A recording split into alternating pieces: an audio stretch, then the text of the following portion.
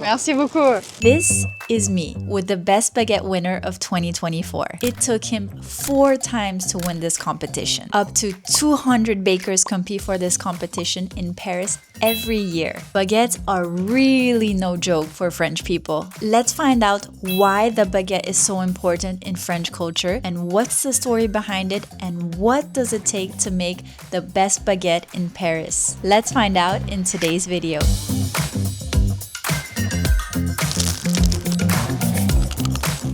Let's take a step back and ask, where did it all begin? Où est-ce que tout a commencé? There are a few theories, il y a quelques théories, so let's have a look at them. It's believed that the baguette that we know today actually came to life in the late 19th century, au 19e siècle. Before that, avant ça, bread was often very round, very hefty, very big. Le pain, c'était du pain rond, c'était assez gros et c'était assez lourd. It was perfect for long-lasting meals, c'était parfait pour des longs repas, but it was inconvenient, c'était pas très convenient. Then came Napoleon Bonaparte influence, l'influence de Napoléon. Napoleon wanted his soldiers to be able to carry bread more practically while they were on the move. Porte le pain de manière plus pratique quand ils étaient en déplacement. Some historians say that the baguette's elongated shape, la forme de la baguette, came out of practicality, parce que c'était une manière pratique de transporter le pain et la nourriture. The baguettes were easier to store, c'était plus facilement conservé,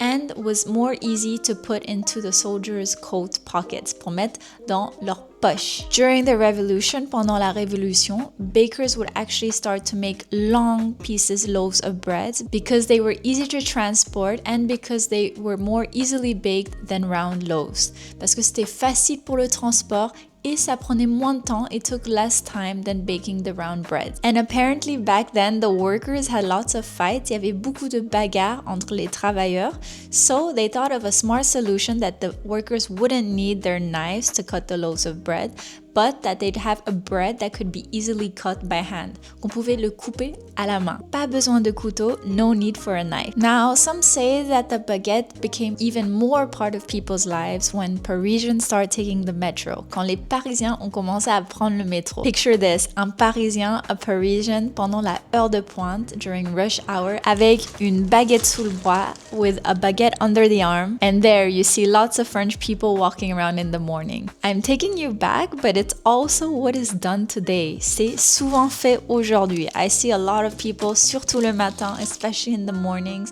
or right after work, avec une baguette sous le bras, with a baguette under their arm, on their way back home to go eat it. Et la baguette tradition, which is the traditional baguette, which is protected by French law, which we're gonna see in just a bit, is between 1,30€ et 1,50€. My personal favorite, ma baguette préférée, s'appelle la ficelle. So la ficelle, it means string, and that's because it's a lighter version of une baguette. Ça fait la moitié du poids d'une baguette normale. It's about half the weight of a normal baguette. Much slimmer and actually perfect for one. Something I've noticed, c'est qu'il n'y en a pas partout à Paris. I can't find them everywhere in Paris, but when I was at Lyon in the summers, mon grand-père, my grandpa, always bought une ficelle, and then he'd cut it in half, et il le beurrait, he would put butter on it, et après on le trempait, we would dip it dans du chocolat chaud, and that was really one of my childhood guilty pleasures, and even today, I think I would still like it.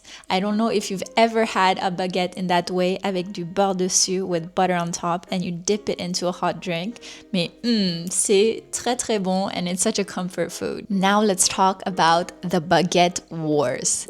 No, it's not actually called the Baguette Wars. It's called le Championnat de France de la Baguette Tradition française, which is super serious, très sérieux, because chaque année, every year, they compete for the title of the best baguette in the city à Paris in Paris. The winner actually gets the prestigious honor of supplying the French president for a whole year at the Élysée Palace. Le gagnant de ce concours a l'honneur de livrer sa baguette à l'Élysée au président de la République, which is a huge honor. A lot of people take it very seriously and very rigorously, and it makes me think, what makes une bonne baguette? Donc, allons-y!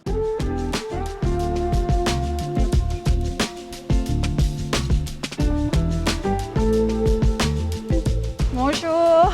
Gabrielle, comment ça va? Nous sommes à la boulangerie Utopie avec le chef Xavier qui va se présenter rapidement. On est tous curieux de savoir ton parcours dans le monde du pain et dans la boulangerie. Enchanté, ravi de faire ta connaissance. Moi c'est Xavier Netry et puis j'ai gagné en 2024 le meilleur prix de la meilleure baguette de tradition de Paris. Et c'est quoi un peu ton parcours avec le monde de la boulangerie? De 13 ans, j'ai commencé un pré-apprentissage et après un apprentissage à l'âge de 16 ans. Ouais. Très jeune. Très jeune. Et après, tu as commencé à travailler en boulangerie en fait dès 16 ans, juste après. C'est ça. Chez Utopie, du coup, ça fait combien de temps?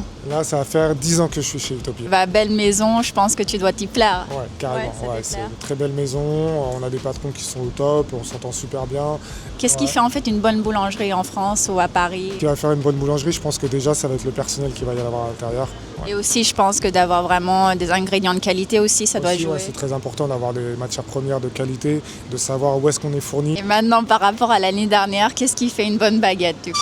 Je pense que c'est beaucoup de pratique. On fait des longues fermentations, donc ça joue énormément. Combien d'heures à peu près? Entre 12 et 24 heures, ouais. Puis bien sûr, je pense qu'il y a des critères. Pour une bonne baguette, déjà l'aspect visuel. Une bonne baguette, ça va être une belle cuisson, une croûte bien croustillante, une mie bien aérée. Moi, je t'ai pas présenté, c'est Meimei. Du coup, c'est ma petite chienne, elle vient de Chine. Elle est souvent avec moi. Tu peux me parler de comment tu as réagi quand tu as appris que tu avais gagné? Au bout de la 4e fois, parce que ça fait quand même 4 fois que je participe à ce concours. En fait, on peut participer autant de fois qu'on veut. Tant qu'on n'a pas gagné, oui. Mais à partir du moment où on a gagné, du coup... Il faut attendre 4 ans.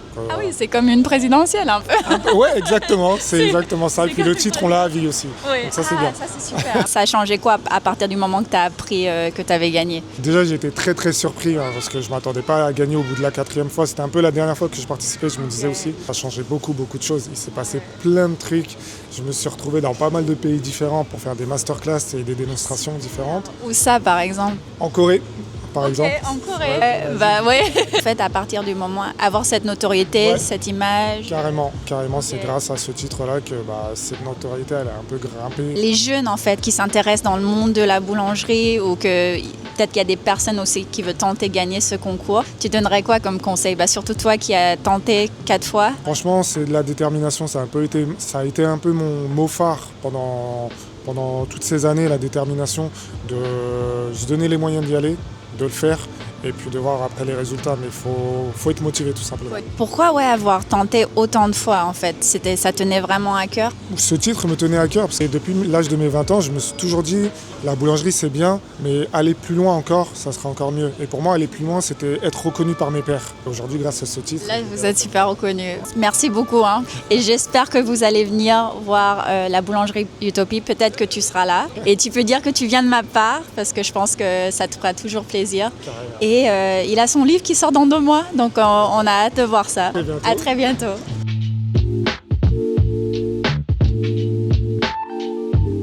We're gonna try la baguette tradition that he left for me here. Trop bien, merci. Voilà. Merci beaucoup. Cuisson, on va dire dorée. On voit que la golden crust. Elle croustille, tu vois. Ah ouais, elle croustille. On a une belle green. Et là, je sais pas si tu vois un petit peu. Ici, en fait, moi je l'appelle style des petites veines, tu vois. Les petites veines, ouais. It looks a little bit like small veins. Mais c'est vrai que ça rentre un peu et que ça... Tu vois, tu as une green qui sort bien, qui est bien ressortante. Donc là, tu sais que tu as une belle baguette. Voilà. Non, elle est vraiment belle. Et c'est vrai que quand on va à l'étranger ou quand je vais en Asie, c'est une des choses qui me manque le plus. Du bon pain et une bonne baguette. Je peux comprendre. Du coup, quand tu l'ouvriras, tu verras. Normalement, à l'intérieur, tu vas avoir une belle mie crémeuse qui est bien alvéolée. Au lait. Là, tu sais que voilà, c'est... Trop bien. Trop hâte de goûter ça. Merci. Merci. On vient de recevoir la baguette. We just got the baguette. Donc, ouvrons ça. Let's see it. L'extérieur est bien croustillant, very crunchy. Et l'intérieur est très aéré. It's very aired out and soft. Sacrée baguette. Perfectly crunchy on the outside, parfaitement croustillante à l'extérieur et très moelleuse à l'intérieur, very soft and aired out à l'intérieur. It smells like fresh bread out the oven. C'est délicieux. It's one of the best things to buy in Paris or in France. Go ahead and try the one of Boulangerie Utopie.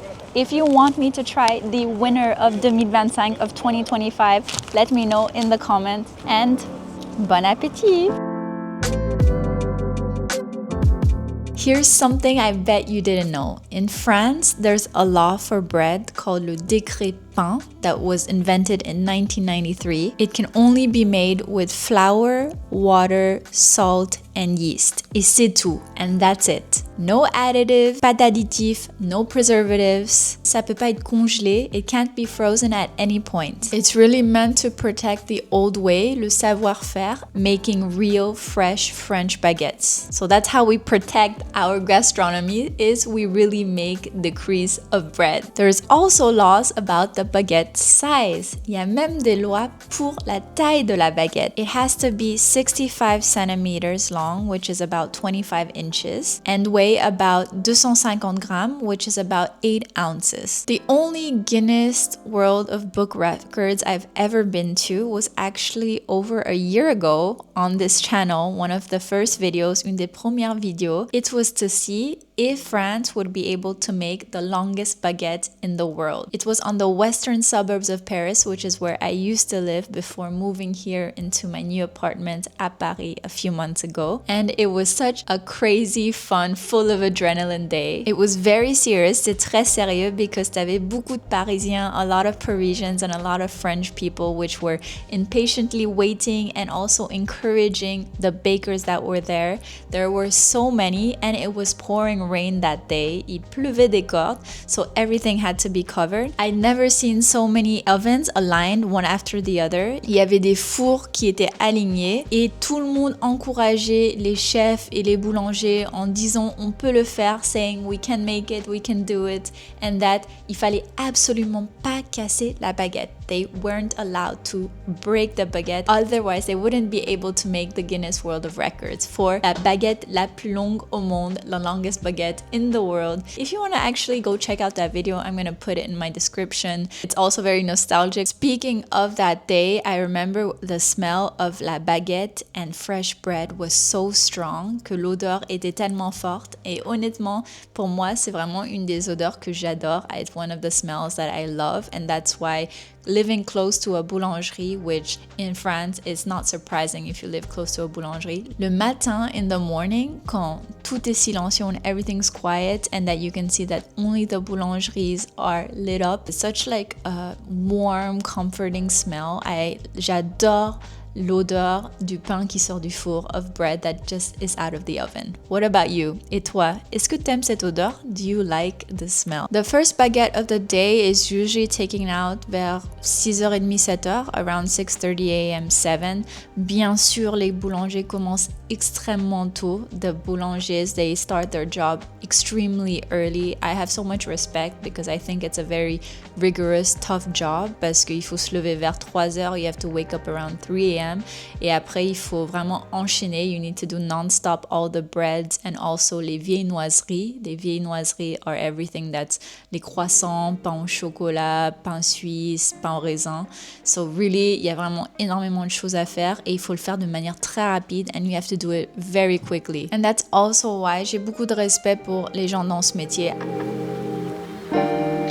There's something deeply cultural about the way that we eat our baguettes, la manière qu'on mange une baguette. A French meal isn't complete without one. Un repas français n'est pas un repas français sans la baguette, without the baguette. Breakfast, le petit déjeuner, le déjeuner, lunch, ou le dîner, ou le goûter, or snack time. J'ai l'impression qu'il y a toujours une baguette qui traîne. There's always a baguette or a bread that's around parce que ça fait vraiment partie de la culture. It's really part of our culture. La plupart des gens, especially for close friends or family, en fait, on la déchire directement. We directly like just rip it apart, and then perhaps if you want to then cut it into, après tu utiliseras un couteau after you use a knife. Mais pour vraiment séparer un bout de pain when we're eating with our family, on n'utilise pas un couteau. We don't use a knife to directly cut it. On le fait directement avec les mains, directly with our hands. Et après, c'est facile à passer à son voisin. It's easy to give it to our neighbor. We use it also for saucer. If there's something you need to know about French culture, c'est qu'on adore saucer. Saucer is when you take a piece of bread or baguette and you wipe your plate either with the sauce or the cream, and then you eat it. It sounds not very nice, mais c'est très délicieux. It's very delicious and it's also a way to make the most out of your plate and not waste any of the sauce. So on utilise le pain et la baguette pour saucer. C'est délicieux, it's delicious. And some people, they actually use it to replace the knife, pour remplacer le couteau. So for example, they'll push the pieces of food towards the fork and so they'll put it onto the fork as if they were using a knife. En soi, de temps en temps, ça peut remplacer le couteau, but that's just a really cultural thing. French people eat 318 baguettes per second. That would be about 10 milliards par an, 10 billion per year, which is absolutely crazy, qui est complètement fou. C'est énorme, it's huge. And what about you? Do you often eat bread? How much bread do you buy per week or per month? Je suis très curieuse. Let me know in the comments how much bread you eat per week or per day or per month. And if it's part of your culture or not, si ça fait partie de ta culture ou pas. And you probably can tell that en France, eating isn't just about food. Meals are really about connecting with each other. C'est vraiment pour partager ensemble, about sharing together and really enjoying like the present moment. That's probably also why meals last a very long time. Les repas durent très longtemps. So it's no surprise that a baguette or bread is a centerpiece of these gatherings. Que la baguette a sa place dans tout ça.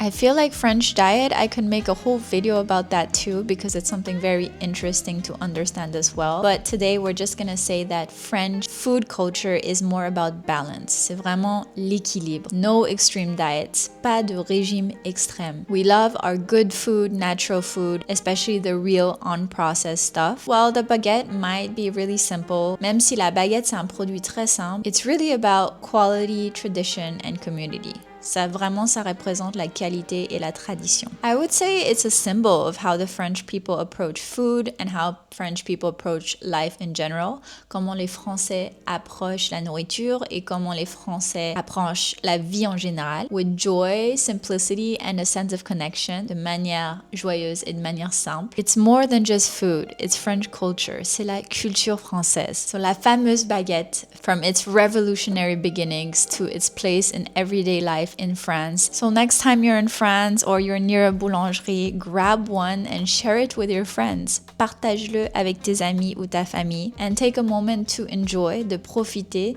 the simple joy of life here. You know, it can just be une baguette avec un peu de fromage with a bit of cheese à côté du lac, by a lake or à côté de la Seine and just realizing c'est un moment très simple. It's such a simple moment that you could do anytime.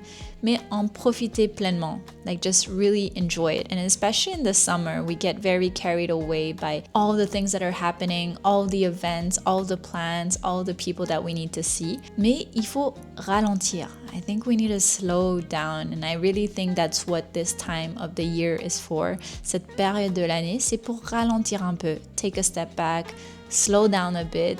Et bien sûr, profite de ta baguette. Make the most of your piece of bread ou de ton pique-nique or your picnic. Because like we say in France, un bon repas, c'est une baguette à la main. Which is a good meal always starts with a baguette in your hand. And if you enjoyed today's video, it would mean a lot if you subscribed. I'm here every single week, chaque semaine. And I'm sure you're gonna love the next video that you can see here. Merci beaucoup et à bientôt!